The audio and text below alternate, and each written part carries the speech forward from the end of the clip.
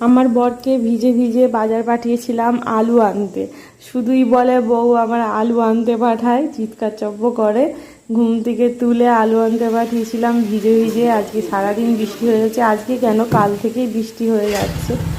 আর এই দেখো আলুর বস্তা নামিয়ে নিলাম বলে মামাম হাসছে।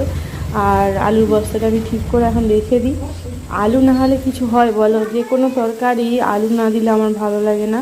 আর আলু সেদ্ধ ভাত হলেই তোমার হয়ে যাবে সকাল সকাল, কিন্তু অন্য কিছু করতে গেলে সময়ও লাগে। তো তোমাদের দাদাভাই এখন সকালে খেয়ে বেরিয়ে যায় ডিউটিতে, তো তখন রান্না করতে গেলে আলুটা তো সবার প্রথমেই প্রয়োজন বলো। আর এইদিকে দেখছো বৃষ্টিতে কি অবস্থা হয়েছে আমাদের সামনেটা, তোমাদের ভিডিও করে দেখানো হয়নি তাই একটু দেখিয়ে দিলাম। আর এইদিকে তোমার দাদাভাই গাড়িটা পরিষ্কার করছে আর দুইজনে খেলাধুলো করছে।